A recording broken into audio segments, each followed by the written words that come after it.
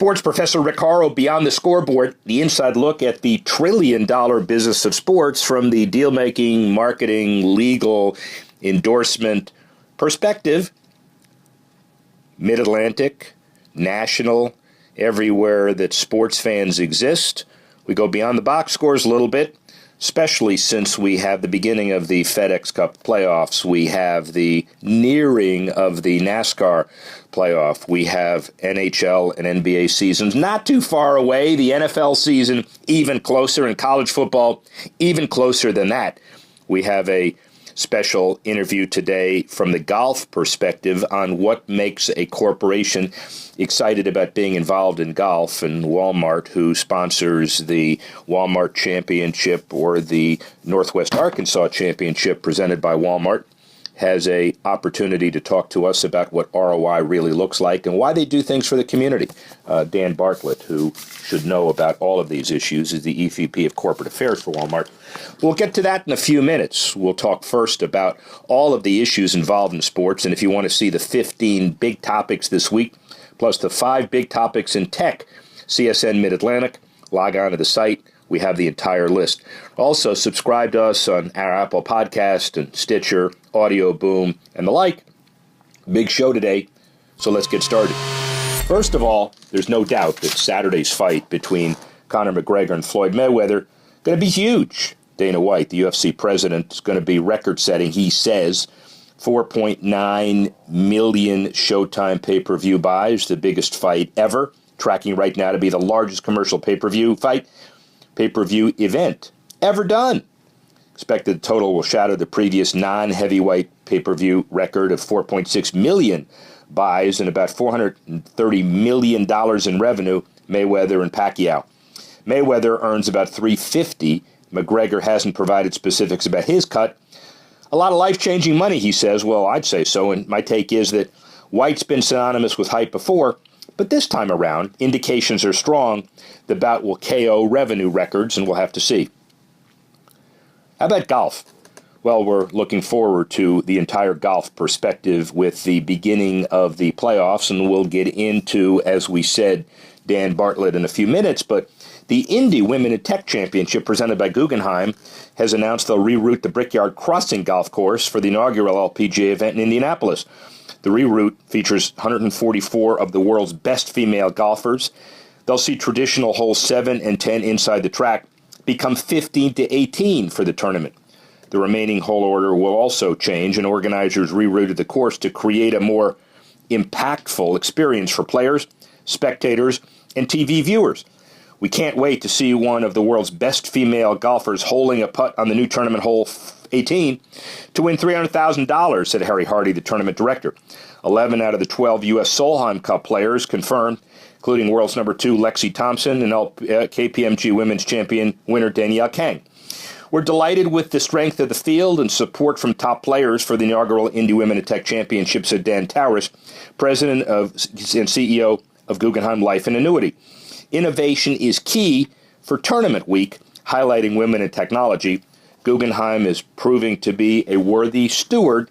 Can't wait for the event itself. Hard to believe, but we're talking NBA in a number of different contexts. First of all, the arena itself, all over. Arena is very important to the development of facilities and, of course, franchises. Seattle city officials hoping to finalize a deal to renovate Key Arena before the year's end. An agreement to renovate the arena for NBA and NHL teams expected to be completed by September 12. Oakview Group proposing $564 million renovation of the iconic arena, competing against a bid from entrepreneur Chris Hansen to build a privately funded arena from the ground up. One knock against Hansen's bid, Mariners, Seahawks, Sounders complained that Hansen's group has yet to negotiate a binding event scheduling deal with them. Some City Council Arena Committee's members concerned about being able to meet the quickly approaching deadlines, and they've engaged their own consultant to review the city's draft MOU with the Oakview Group after September 12. Bumps up against the start of a 2-month period typically used by staffers to help finalize the city's budget. Well, they'll be working overtime. In order to avoid a build-it-and-nobody-will-come scenario, both competing groups need to solicit full input from the local teams ASAP. Otherwise, it's just idle talk. And the bottom line is it's an important city for the NBA and maybe the NHL. Speaking of important cities, Miami, a defending champion a while ago, the Heat done away with all paper tickets. The 18-19 season smartphone, if you don't have one, you can't get in. The Miami Heat app store does much more than scan tickets, merchandise, food, and the like. Want to be able to send an exclusive messaging brand on who you are? If you're a family of four, want to give you a relevant content that only a family of four would care about. And the Miami Heat starting to take the most efficient next steps in technology to enhance the fan experience. There will be others following up, not far behind. Clearly, data is the key. Speaking of analytics, Hoop Metrics Basketball Lineup Optimizer Analytics and Predictive Statistics. How about that? NBA, then AAU Youth Basketball. Introducing Court Click. You tap the floor where the stat happened. They do the rest. 10 decks, plus minus, offensive and defensive efficiency, lineup suggestions, and many more. It's something that you can refer to and not necessarily explain, but I will say this. All of this analysis is now right at the fingertips of everyday players and coaches, and using this new accessible technology could lead to a whole new form of development for youth players and teams as they look to add a competitive advantage. Finally, basketball generally, this year's coming NBA schedule emphasizing player health and rest. The league's schedule this next year will start 1 week earlier than it typically does, eliminating scenarios where teams play 4 games in 5 nights. Over the past few years, players have been quick to blame brutal travel schedule as the primary reason for a lot of unnecessary injuries due to wear and tear. The move is also in the best interest of the league to protect its TV ratings. Multiple nationally televised games on ABC last season marred by all-stars sitting out to rest. No team will have to travel more than 3,500 miles in the 7 days prior to a marquee nationally televised game. That means the Wizards and others will be benefited directly. ABC really trying to bolster its ratings this season. None of the ABC games for the Golden State Warriors this year are back-to-back, so they're clearly interested in other issues. Well, shifting from basketball, let's focus on soccer for a few minutes, clearly the world's game. And the joint World Cup bid between the U.S. and Canada and Mexico taking a step forward. Potential host cities have been announced by the organizing committee. 44 cities contending to host the record 80 matches comprising the 2026 World Cup. Of the cities on the list, every NFL stadium is included except the Buffalo Bills' New Era Field. Even Lambeau Field, never hosting a soccer match in its storied history, was added to the list over New Era. Los Angeles boasted 3 different stadiums on the list: Rose Bowl, City of Champions, and LA Memorial Coliseum. Mexico had only 3 potential sites noted. Morocco submitted a last-minute bid to vie against the North American bid, meaning FIFA will not be able to expedite the voting process as U.S. soccer officials had hoped. But the Morocco bid is likely just a speed bump. For both practical and political reasons, the North American bid has strong backing and should prevail, meaning FedEx Field, M&T Bank Stadium, and others will be added to the list in the not-too-distant future. It's on the list now. Now we're going to see some soccer there. And speaking of soccer from the MLS variety, Nashville MLS took a big step forward by releasing initial stadium renderings in the soccer-specific facility. Group trying to land an expansion bid unveiled designs for a 30,000-seat stadium, transforming the aging Metro-owned Fairgrounds Nashville. A huge gap in the plan at this point is a cost figure and financing plan whose elements are expected to come in the near future. The CEO of the city, Rich Riebling, said the mayor's office hopes to have these final negotiations in 45 to 60 days and file legislation for a stadium deal in October. The proposed stadium site is on 117 acres south of downtown, and Nashville Soccer Club's holding chair John Ingram spoke at a special Metro Council committee meeting to present the stadium renderings. Having a successful stadium approved by the MLS is absolutely essential to the ultimate financing and franchise application, he said. Well, that's obvious. Ingram first made his mark in the book world via publishing biggest wholesale business. Now he's trying to balance Nashville soccer books. We'll see. Obviously, DC United getting its deal done and looking at expansion teams, well, It's the fact of getting something done and looking at the league value increasing as well. Finally, as far as soccer is concerned, the English Premier League has experienced quite a shift in sponsor demographic over the past decades. The shirt sponsors have changed beyond recognition since the days where Queen's Park Rangers promoted classic FM and Blackburn Rovers McEwen's lager. And instead of bearing the names of alcohol brands, an influx of foreign money has seen bookmakers take over a significant share of kit sponsorship deals with EPL clubs.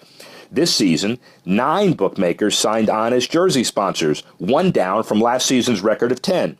And when the EPL started in 92-93, the biggest sectors for shirt sponsorship were consumer electronics. 6 deals with beer, with consumer electronics. 6 deals with them, beer with 4. Electronics and beer held a steady presence through the 1990s before falling off in the 2000s. One beer sponsor, Chang Beer, on Everton shirts last year. And the take is this: changing times beget changing logos.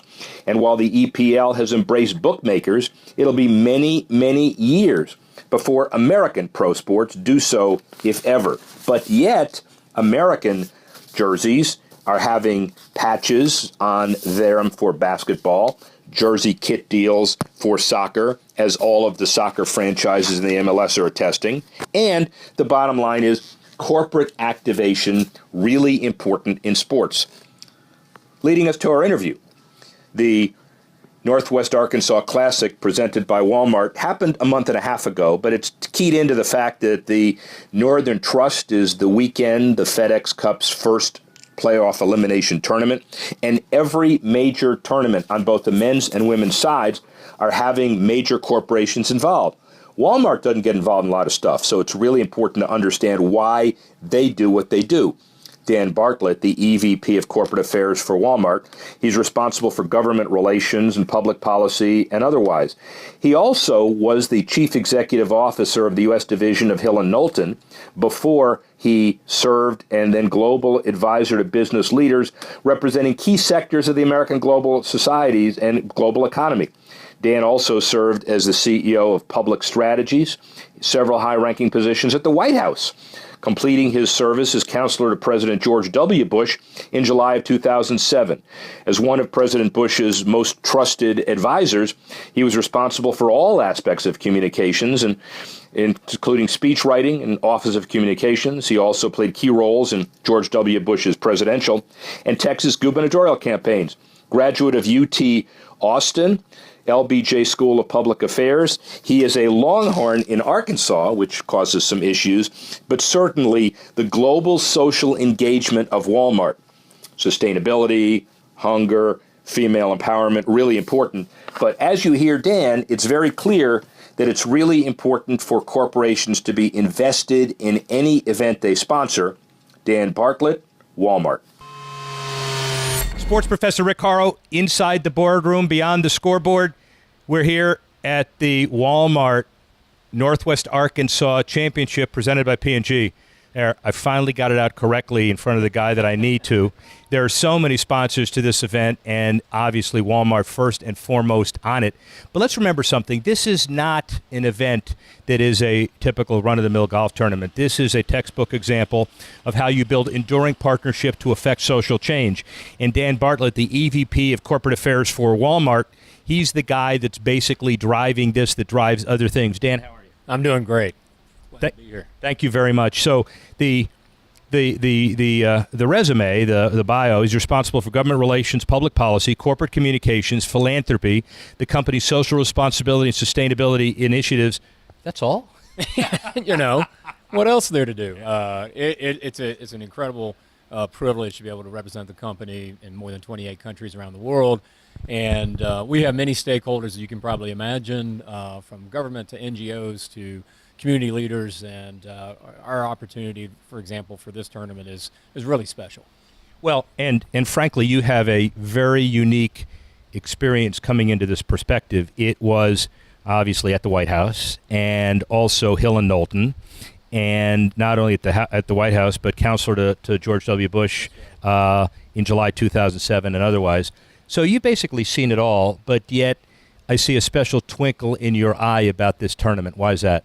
Well, it's being an avid golfer myself, I have young boys that are into golf. The way that the life lessons that golf can teach young people and the way that they can be role models in communities and really be a part of the fabric of the community is something that's always been personally interesting to me, and it also fits very nicely for what Walmart considers itself as a member of the community. So we really believe it's a perfect fit. Well, let's talk about Walmart's perspective on this. They have been involved since day one. They're 11 years in this. They've taken the title for the last few years. Taking the title is almost a derogatory term because it's not that. You're a partner. You're a friend of the event, and you and Octagon and I guess to a lesser extent, or early P&G and then Tyson's other, built something really special in this community. Give me the evolutionary history of it. Well, it's just that. It's something that, sports events are not something that were instinctively things that Walmart has done. But when we looked at this at face value, said, what better way for us to give back to this local community? And despite how big we are and how many countries we're in, over 2 million employees around the world, it really all does start here in Northwest Arkansas, where the founders were from, where this company really got its start. And for us to be able to give back in a way and open up a first-class event like this of world-class professionals was something that we saw as a no-brainer. Now, it has evolved into something where we were just putting on a golf tournament to now the community engagement throughout the week, even before the balls fly on the first day, has been the part that we're really proud of. And that's something we'll continue to build on each year with Octagon. It is only humility to suggest that Sam Walton and others, because they live here, that's why the tournament is here. There are a lot of national, international headquarters, Safeco just terminated its naming deal in Seattle, who decide that they're here, but they only want to have a minimal investment. So it's coupled with the geographic proximity, but also a tremendous vision about what an event like this can do in the future. Well, that's exactly right. And the fact that the LPGA really is an embodiment of world-class professionals around the world. And like I said, while we're located in this little small niche here in the United States, we extend across several continents. And for us to be able to extend our reach through this tournament to reach people maybe otherwise who wouldn't think about Walmart was a unique opportunity. Global social engagement defined as sustainability, hunger eradication, and female empowerment. You can't do that overnight. That's a pretty lofty set of goals. No, it is. And it's something that for the last, I would say, 15 years or so, we've gotten really serious about it. We understand that not only do we provide we think a good social benefit of bringing low prices to everyday Americans, the fact of the matter is companies are expected to do more, and we take that responsibility seriously. And so whether it's what we're doing to train and empower women around the world, in factories around the world, in our supply chain, or whether it's using the very scale and logistics that we have to drive efficiencies that can take greenhouse gases out of the air and do things to leave a better footprint than what we had before, is something we think is very natural to our business. Yet you read textbooks about sports marketing. You don't see a lot about Walmart. But this event is a textbook example of what to do and how to create an event that transcends sports. What's so special about this event? The growth that we've seen over the course of the 11 years is fantastic. And one of the things, and I've been involved in other sporting events, particularly the PGA Tour, the accessibility of the LPGA Tour and the engagement of the players, and that's been the real validator that I've seen, is that the way they get really excited about coming to Northwest Arkansas. They see this as a special event. It's not a major, but it's a special event on the calendar, and we think that's because the small role we're playing with other partners like P&G, but the community has just put their arms around this event in a way that I don't think we could have really foreseen many years ago. I assume it also helps that you've got a commissioner like Mike Wan who's committed to adding 70,000 new girls to the golf force every year, plus somebody like Andy Bush and Octagon who have a partnership entrepreneurial mentality to pull this off as well. They do. They make it doesn't feel like a transactional relationship. It does feel like one big family, which is fantastic. And I also personally serve on the National First Tee Board. And so I came out yesterday because the local chapter of the First Tee had all young girls out here with the players. And to see them come out and in such big numbers and engage with the tour players, I mean, these are things that, like I said, if you're going to say as a company that you're truly part of the fabric of the community, what better way to display that than an event like this? I'm told that there's a published report that says that you have the region has over 1,000 supplier offices that are directly related to Walmart. That's a wonderful thought from a business perspective. We can go there. Yeah. But how do you decide who gets in the Pro-Am or not? I think you probably talked to Mark Henneberger. He's got. I try to stay out of. I've done with politics before. Yeah. That's kind of politics I don't want anything to do with. By the way, it's the worst kind of politics, right? Kind of politics. It is a unique ecosystem that exists here. Some would even call it an anomaly for this part of the country because all of these suppliers we have here. Sometimes we argue there's kind of an expat community that lives here, and you can run into people from all around the world because those suppliers, typically Walmart is one of their largest, if not largest, clients. And so they want to be close to the business. But it's created this dynamic community and one that made it natural for us to be able to engage in a tournament like this. And like I say, have a 2-day Pro-Am because there's so much demand to play with these young ladies. Do you remember the show West Wing? I've heard about it. Yeah, you have. Of course you have. You know it's coming, don't you? A little bit. Yeah. So am I supposed to ask that question? Because I'm going to ask it anyway. So it was take questions from Tim Russert. I think I can handle you. All right. Yeah, you can. You definitely can. Look, yeah. So the bottom line is this is an amazing show. My family watches it.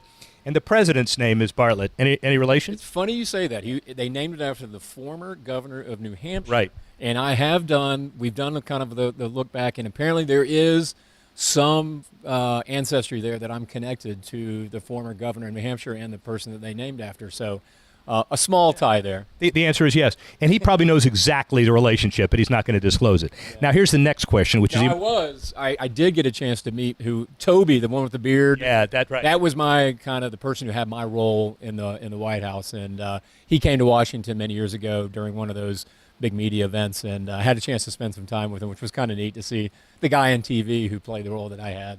What do you think is more pressure, deciding who gets in this Pro-Am or actually sitting at the White House on a day-to-day basis? Look, I mean, it is apples and oranges in many respects. I tell you, though, it's interesting. I tell people a lot of times working at Walmart, it's like my second stint in government because it's like a little country here as big as we are. But, look, like I said, the politics of golf sometimes can be more difficult than the mess we see up in Washington. I'll say this. My political experience looks better in the rearview mirror. That's an interesting comment. And by the way, we will not go there. We don't have enough time, and we're just not going there. So the other thing quickly is a lot of it's anecdotal. A lot of it is strategic. Some of it is metrics, but we're not going to get into that. At the end of the day and at the end of a tournament like this on a weekly basis, how do you measure success? Yeah, that's a good point. There are the obvious metrics of the gate and how many people are coming in, and each year it grows in numbers. And so we're mindful of that. Like I said, the validation that comes from the players, from our partners, the community partners.